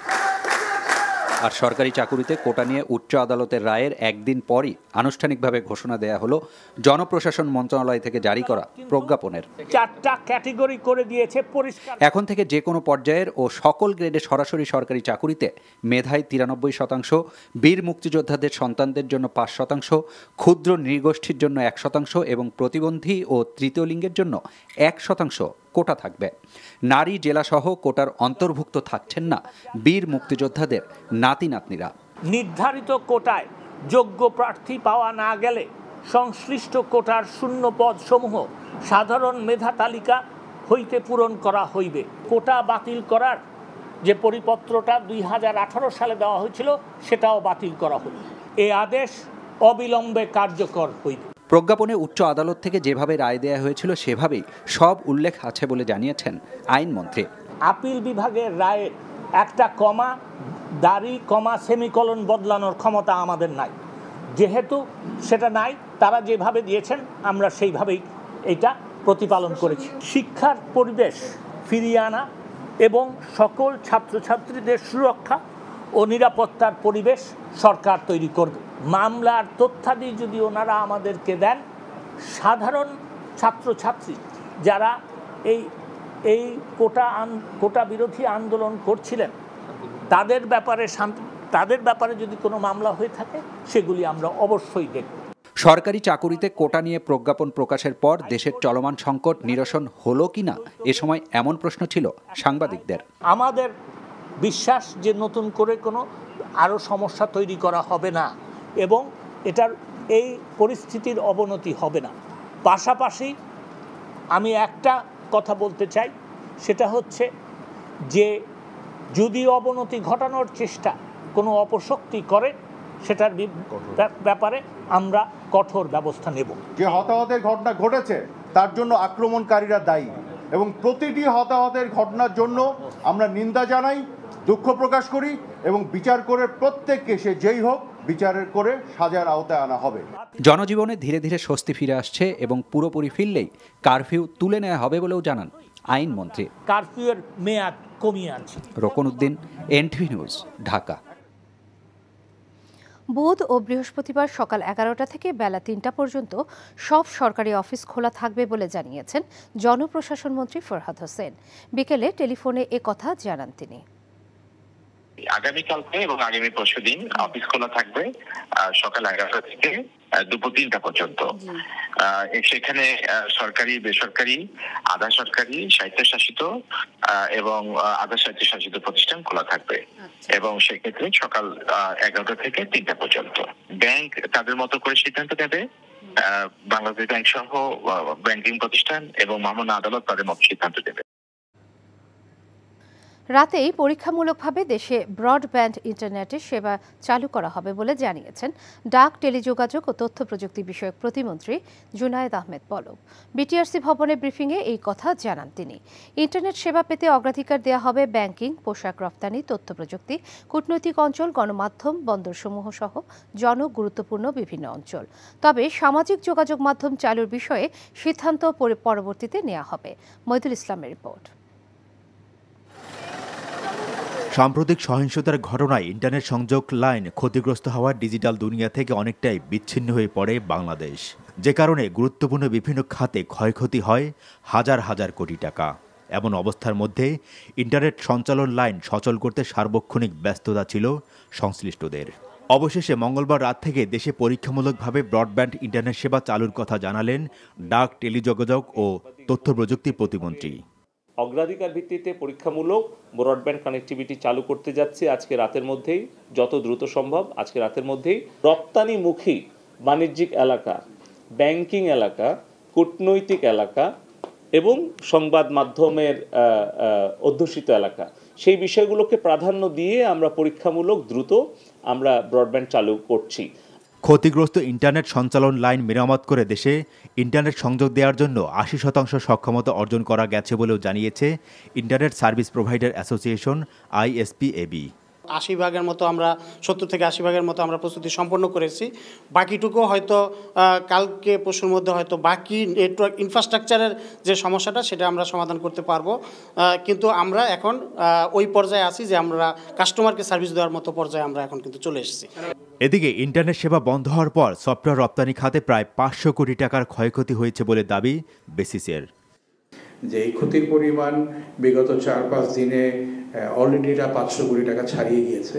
হ্যাঁ, যতটুকু আমরা বুঝতে পারছি, অনেক কিছু আমরা পারছি না। আজকেও আমরা সব এক্সপোর্টারদের ডাকতে পারি নাই, আমরা অল্প কিছু সংখ্যক এক্সপোর্টারের সাথে কথা বলেছি। এখন আমাদের ভীতিকর বা ভয়ের জায়গাটা হচ্ছে আমাদের ক্লায়েন্টদের সাথে আমাদের একদমই যোগাযোগ এখনো নাই। যে কোনো দুর্যোগ কিংবা অনাকাঙ্ক্ষিত অবস্থায় দেশে ইন্টারনেট সেবা অব্যাহত রাখতে বিকল্প ব্যবস্থা রাখার দাবিও জানায় দেশের তথ্য প্রযুক্তি খাতের অন্যতম শীর্ষ এই সংগঠনটি। মইদুল ইসলাম, NTV নিউজ, ঢাকা। চতুর্থ দিনের মতো রাজধানী সহ দেশ জুড়ে কারফিউ চলছে। ঢাকার সড়কগুলোতে টহল দিচ্ছেন সেনাবাহিনীর সদস্যরা, আছে বিভিন্ন আইনশৃঙ্খলা বাহিনীর সদস্যরাও। সহিংসতা জড়িতদের গ্রেফতারে চলছে অভিযান। এদিকে রাজধানী জুড়ে যান চলাচল কিছুটা বাড়লেও যারা বেরিয়েছেন তারাই তল্লাশি ও জিজ্ঞাসাবাদের মুখে পড়ছেন। এদিকে কাল থেকে কারফিউ শিথিল করা হচ্ছে বলে জানিয়েছে স্বরাষ্ট্র মন্ত্রণালয়। আপেশ শাহরিয়ারের রিপোর্ট। কারফিউয়ে রাজধানীর মিরপুর এলাকা এখনও থমথমে। আবারও পরিস্থিতি যাতে নিয়ন্ত্রণের বাইরে চলে না যায় সে লক্ষ্যেই কাজ করছে আইনশৃঙ্খলা বাহিনীর সদস্যরা। মিরপুর 10 গোলচত্বর ও আশপাশের এলাকায় দেখা যায় সেনাবাহিনীর সরব উপস্থিতি। আর ধানমন্ডি সহ রাজধানীর গুরুত্বপূর্ণ সড়ক ও এলাকাতে সেনাবাহিনীর টহল ছিল চোখে পড়ার মতো। আগারগাঁও প্রশাসনিক এলাকার বিভিন্ন প্রবেশ পথে চেকপোস্ট বসিয়েছে কোস্ট গার্ড। এছাড়াও মিরপুর 14 ও 300 ফিট সড়কে অবস্থান নিয়েছে বাহিনীর সদস্যরা। এদিকে রাস্তায় যানবাহন চলাচল ছিল সীমিত, তবে গত 3 দিনের তুলনায় রিকশা, সিএনজি ও ব্যক্তিগত গাড়ির সংখ্যা কিছুটা বেড়েছে। যাত্রাবাড়িতে ফ্লাইওভারে যান চলাচল শুরু হয়েছে। ইন্টারনেট সেবা বন্ধ থাকায় সেখানে ম্যানুয়াল পদ্ধতিতে টোল নেওয়া হচ্ছে। রাজধানীর গুরুত্বপূর্ণ পয়েন্টগুলোতে সেনাবাহিনী অবস্থান নিয়েছে এবং অপরিচিত, অর্থাৎ আপনি জানেন যে এখন কারফিউ চলছে, এই সময়টিতে যাতে কেউ ঘর থেকে প্রয়োজন ছাড়া বের না হন, এই জন্য যারা বের হচ্ছেন তাদেরকে চেক করা হচ্ছে। এই যে পরিস্থিতি, এটা স্বাভাবিক হওয়াটাই ভালো। আমরাও চাচ্ছি এটাই স্বাভাবিক হোক, যাতে শান্তশিষ্টভাবে মানুষজন চলাচল করতে পারে। পেট তো থেমে থাকবে না, আমাদেরকে জীবিকার তাগিদে আমাদেরকে বের হইতে হবে। এবং আমরা যেখানে যে কোম্পানির চাকরি করি, আমরা সেখানেও তো আমরা যদি কিছু না দিতে পারি বা কিছু না করতে পারি, কোম্পানি তো আমাদেরকে রাখবে না। সংসার চাইলে তো কষ্ট হয়, বাসা ভাড়ার টাকা চাই, দিতে পারতেছি না। এই যে আপনি হারা দিন বাজে 12টা, আমি 300 টাকা মারছি। সহিংসতায় জড়িতদের আইনের আওতায় আনতে সেনাবাহিনী, বিজিবি ও পুলিশের যৌথ অভিযান পরিচালনা করা হচ্ছে বলে জানানো হয়েছে।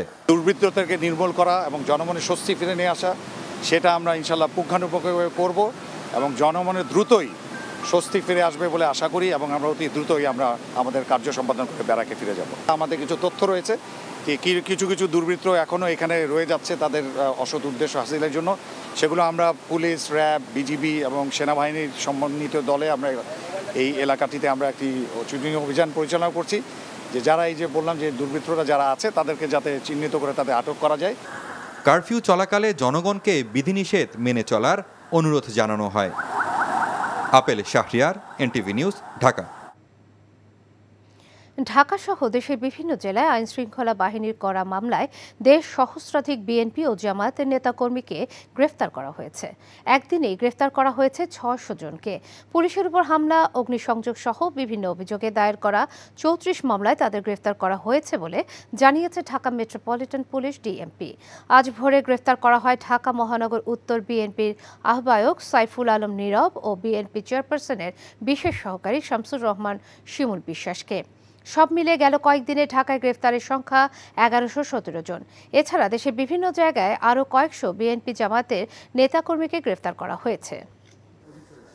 আমরা বেশ কিছু এই নাশকতাকারীকে কিন্তু আমরা আটক করেছি। শুধু তাই না, এরা কিন্তু একেবারে আমি বলবো যে নাশকতার হোতা বিভিন্ন এলাকায়, বনশ্রী, উত্তরা, আপনি জানেন ওখানে টিভি সেন্টার অ্যাটাক হয়েছিল, আপনার এই তারপর হচ্ছে আপনার মিরপুরে, এই সমস্ত জায়গায় যারা এগুলো করেছে আমরা কিন্তু এগুলোকে ইতিমধ্যে কিন্তু আমরা আইনের আওতায় নিয়ে এসেছি। আমাদের কিন্তু গোয়েন্দা যে জাল যেটা রয়েছে সেটা কিন্তু অনেক সুবিস্তৃত, এটা কিন্তু সুবিস্তৃত এবং তার মাধ্যমে আমরা প্রত্যেকেই কিন্তু আইডেন্টিফাই করব এবং প্রত্যেকে কিন্তু আমি বলছি যে বিচারের আওতায় আনা হবে। কোটা আন্দোলনকে কেন্দ্র করে নাশকতা ও অগ্নিসংযোগ সহ বিভিন্ন অপরাধে রাজধানীর বিভিন্ন থানায় দায়ের করা মামলায় ইতোমধ্যে গ্রেফতার হয়েছে হাজারের উপরে। আদালতে হাজির করে যাদের কারাগারে প্রেরণ করা হচ্ছে, আবার অনেকে নেওয়া হচ্ছে রিমান্ডে। মামলার নামে হয়রানি না করার আহ্বান জানিয়েছেন গ্রেফতারকৃতদের আইনজীবীরা, আর বিনা অপরাধে গ্রেফতারের অভিযোগ করেছেন স্বজনেরা। হাসান জাবেদের রিপোর্ট। কারফিউ এবং সাধারণ ছুটিতে আদালত বন্ধ থাকলেও মঙ্গলবার দুপুরে ঢাকার চিফ মেট্রোপলিটন ম্যাজিস্ট্রেট আদালতের ফটকে ভিড় জমান গ্রেফতারকৃতদের স্বজনরা। রাজধানীর বিভিন্ন থানায় দায়ের করা মামলায় স্বামী, সন্তান ও স্বজনকে গ্রেফতারের খবরে ছুটে আসেন তারা। অনেকে ভেঙে পড়েন কান্নায়, আবার উদ্বিগ্ন দেখা যায় কাউকে কাউকে। যে 3 দিন 4 দিন পরে যে গ্যাঞ্জাম ছিল, ওরে আমি বাসায় ছিলাম, আমার ছুটি ছিলাম, চাকরি করি, কোনো কিছুতে নেওয়ার ঘরে শুয়েছিল, রাত্রে 1টা বাজার থেকে ঘর থেকে নিয়ে আসছে। গ্রেফতারকৃতদের মধ্যে বিএনপি জামাতের নেতাকর্মী ছাড়াও পঞ্চম শ্রেণীর শিক্ষার্থী, শারীরিক প্রতিবন্ধী এবং বিভিন্ন প্রতিষ্ঠানের কর্মকর্তা কর্মচারীও রয়েছেন। ওর তো স্যাক্রিফাইস করতে পারতো, ও একটা বাচ্চা মানুষ, ক্লাস 5 এ পড়তেছে বর্তমান। রাস্তায় বেরোচ্ছে, তখন আইসা পুলিশ ধরে নিয়েছে।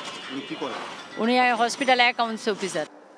আদালত বন্ধ থাকায় মেট্রোপলিটন ম্যাজিস্ট্রেট মোহাম্মদ মইনুল ইসলাম ও মোহাম্মদ জসিমের আদালতে আসামিদের হাজির করা হয়। তবে সবাইকে এজলাসে নেওয়া হয়নি। যাদেরকে রিমান্ড চাওয়া হয়েছে এবং যাদের পক্ষে জামিন আবেদন করা হয়েছে কেবল তাদেরই এজলাসে ওঠানো হয়। তবে এদিন কাউকেই জামিন দেওয়া হয়নি। আইনজীবী বলছে যুবলীগ কর্মী, কিন্তু সে আসলে ডাইরেক্ট কোনো পারিশ্রমিক করে নাই, তারপর সবাই 2 দিন রিমান্ড মঞ্জুর করছে আর কি। আসামির গার্ডিয়ান আমাকে অবহিত করেছেন যে তাকে বাসা থেকে গত রাতে আটক করে নিয়ে গেছে ভাট্টা থানায়।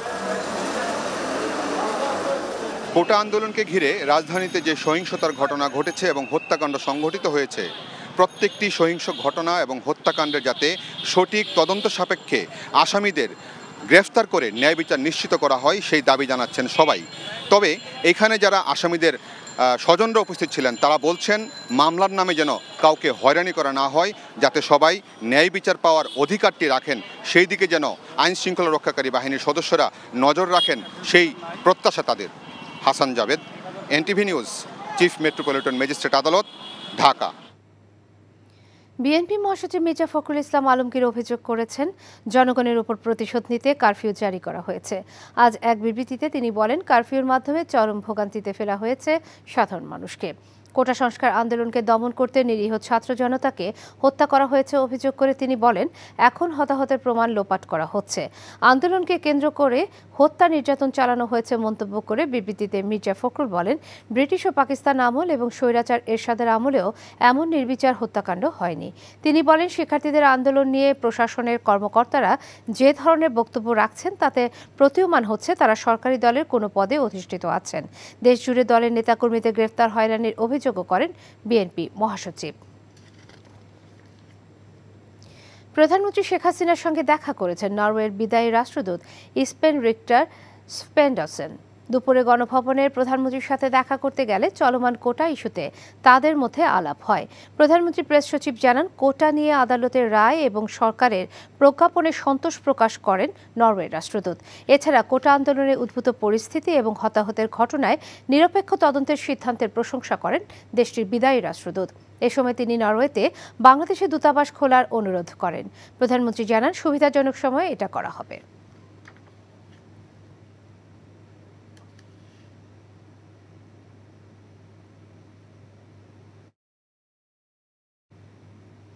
রাষ্ট্রপতি মোহাম্মদ শাহাবুদ্দিনের সাথে সৌজন্য সাক্ষাৎ করেছেন সেনাবাহিনী প্রধান জেনারেল ওয়াকার উজ্জামান। দুপুরে বঙ্গভবনে গিয়ে সেনা প্রধান রাষ্ট্রপতির সাথে দেখা করেন। এ সময় তিনি বেসামরিক প্রশাসনের সহায়তায় সেনাবাহিনীর কার্যক্রম সহ দেশের চলমান পরিস্থিতি নিয়ে রাষ্ট্রপতিকে অবহিত করেন। কোটা আন্দোলনকে কেন্দ্র করে সৃষ্ট সহিংসতার প্রেক্ষিতে দেশব্যাপী সেনা নামানোর পর আইনশৃঙ্খলা পরিস্থিতির উল্লেখযোগ্য উন্নতি হয়েছে উল্লেখ করে রাষ্ট্রপতি এজন্য সেনাবাহিনীর ভূমিকার প্রশংসা করেন। সেনাপ্রধানও এজন্য রাষ্ট্রপতিকে ধন্যবাদ দেন।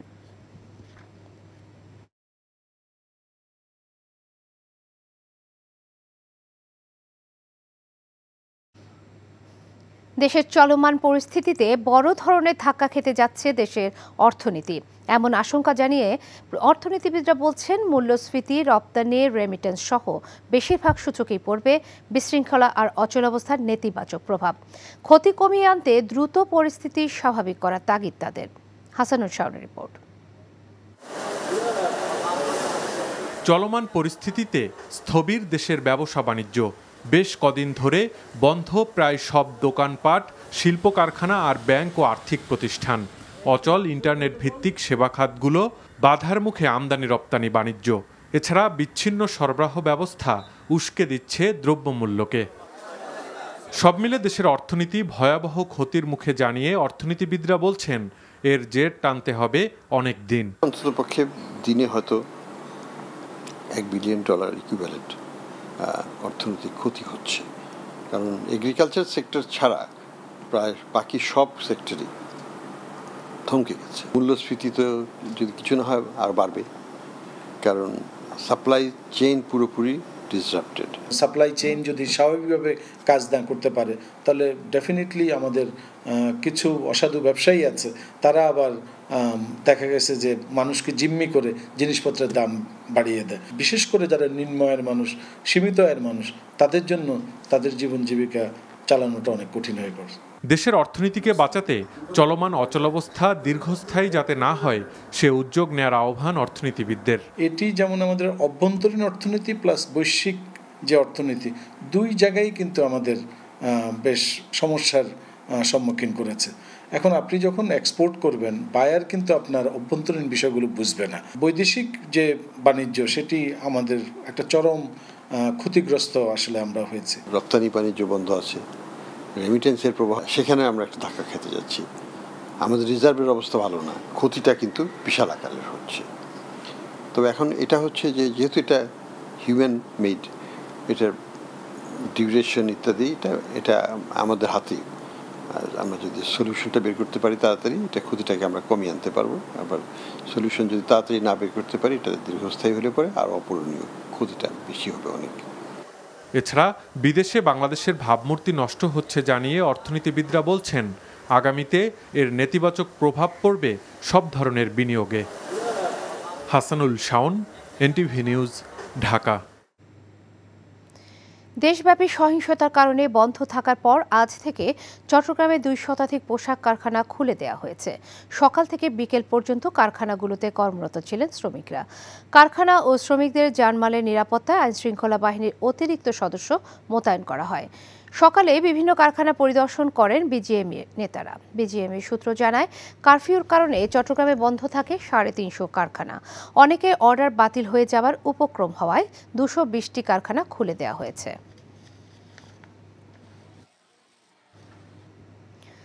বাংলাদেশের অভ্যন্তরীণ বিষয়ে বিদেশিদের হস্তক্ষেপ চেয়ে প্রফেসর মোহাম্মদ ইউনূসের দেয়া বিবৃতির নিন্দা জানিয়েছেন পররাষ্ট্রমন্ত্রী ডক্টর হাসান মাহমুদ। আজ পররাষ্ট্র মন্ত্রণালয়ে সাংবাদিকদের ব্রিফিংকালে তিনি এই নিন্দা জানান। মন্ত্রী বলেন, প্রফেসর ইউনূসের মতো নোবেলজয়ী একজন অর্থনীতিবিদের দেয়া এই বিবৃতি রাষ্ট্রদ্রোহিতার শামিল। বিদেশি কিছু গণমাধ্যম, বিশেষ করে কাতার ভিত্তিক আল জাজিরা বাংলাদেশ বিষয়ে অসত্য তথ্য তুলে ধরেছে বলেও মন্তব্য করেন তিনি। এ বিষয়ে দোহায় নিযুক্ত বাংলাদেশের রাষ্ট্রদূতকে ব্যবস্থা নেওয়ার জন্য নির্দেশ দেওয়া হয়েছে বলে জানান পররাষ্ট্রমন্ত্রী। আগামীকাল ঢাকায় নিযুক্ত বিদেশি রাষ্ট্রদূতদের ক্ষতিগ্রস্ত সরকারি প্রতিষ্ঠানগুলো পরিদর্শনে নিয়ে যাওয়া হবে বলেও জানান তিনি। যখন বসেছিলাম আমাদের দেশের আভ্যন্তরীণ ইস্যুতে বিদেশিদেরকে তিনি আহ্বান জানিয়েছেন হস্তক্ষেপ করার জন্য। এটি রাষ্ট্রবিরোধী। একজন নোবেল লরিয়েট দেশের উপর, রাষ্ট্রের উপর যে হামলা হয়েছে সেই হামলার প্রতিবাদ না জানিয়ে বরং বিবৃতি দিয়েছেন অন্যান্য বিষয় নিয়ে, সেটি সত্যি দুঃখজনক। এখন জন্ম সনদ দিয়ে খোলো বিকাশ স্টুডেন্ট অ্যাকাউন্ট। নিজের বিকাশ নিজে কর। নরসিংদী কারাগার থেকে কয়েদি পালিয়ে যাবার ঘটনায় জেল সুপার আবুল কালাম আজাদ ও জেলার কামরুল ইসলামকে সাময়িক বরখাস্ত করা হয়েছে। তাদের স্বরাষ্ট্র মন্ত্রণালয় সুরক্ষা ও সেবা বিভাগে সংযুক্ত করা হয়েছে। এই তথ্য নিশ্চিত করেছেন জেলা প্রশাসক ডক্টর বদিউল আলম। বিকেলে জেলা প্রশাসকের কার্যালয়ে স্বরাষ্ট্রমন্ত্রী আসাদুজ্জামান খান কামালের উপস্থিতিতে মতবিনিময় সভা অনুষ্ঠিত হয়। পরে মন্ত্রণালয়ের সিনিয়র সচিব মশিউর রহমান এই ঘোষণা দেন। গত শুক্রবার জেলা কারাগারে হামলা চালিয়ে 826 বন্দী ও কয়েদিকে ছিনিয়ে নেয় দুর্বৃত্তরা। এর মধ্যে 2 নারী সহ 9 জঙ্গিও ছিল। এই সময় 85টি আগ্নেয়াস্ত্র ও 8,500 গোলা বারুদ লুট করা হয়। অগ্নিসংযোগ করা হয় বিভিন্ন স্থাপনায়। এদিকে বিকেলে নরসিংদী আইনজীবী সমিতিতে সভাপতি ও সাধারণ সম্পাদকের কাছে 128 বন্দী ও কয়েদি আত্মসমর্পণ করেছে।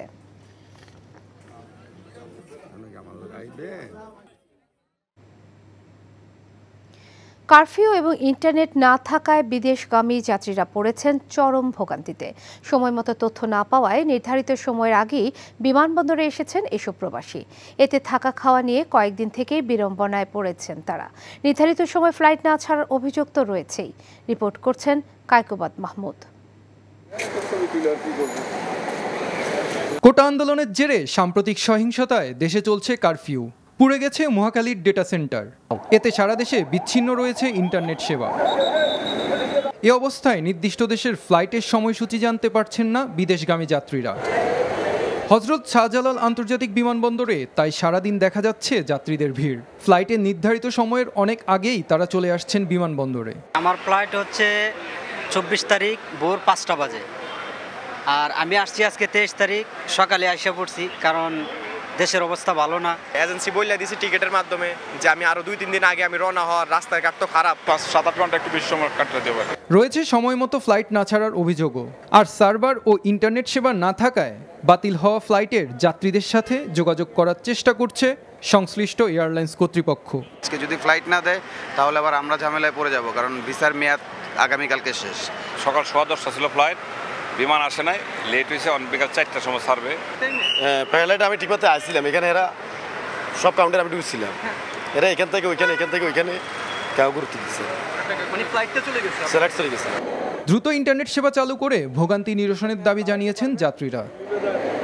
Kaykobad Mahmud, NTV news, Dhaka. Internet সংযোগের অভাবে গ্যাসের প্রিপেইড কার্ডে রিচার্জ করতে না পেরে চরম ভোগান্তিতে পড়েছেন গ্রাহকরা। মঙ্গলবার দিনভর তিতাস ভবনের সামনে গ্রাহকদের দীর্ঘ লাইন দেখা যায়। ইন্টারনেট সেবা বিঘ্নিত হওয়ায় চরম ভোগান্তিতে পড়েছেন গ্যাসের প্রিপেইড মিটার ব্যবহারকারীরা। চলমান কারফিউর মধ্যে দুর্ভোগ মাথায় নিয়ে বের হয়েছেন গ্রাহকরা। চাপ সামলাতে কাজ করছে তিতাস কর্তৃপক্ষ। 10-12 জনের একটি করে লট তৈরি করে সিরিয়াল অনুযায়ী প্রিপেইড কার্ডে গ্যাস রিচার্জ করে দেয়া হচ্ছে। এদিকে দিনভর বিদ্যুতের প্রিপেইড মিটার রিচার্জের জন্য রিচার্জ সেন্টারগুলোতে মানুষের চাপ ছিল। লাইনে দাঁড়িয়ে থেকে নিজেদের কার্ড রিচার্জ করে নিয়েছেন বিদ্যুতের প্রিপেইড গ্রাহকরাও। অনেকে না পেয়ে বাড়ি ফিরে গেছেন। এখন জন্ম সনদ দিয়ে খোলো বিকাশ স্টুডেন্ট অ্যাকাউন্ট। নিজের বিকাশ নিজে কর।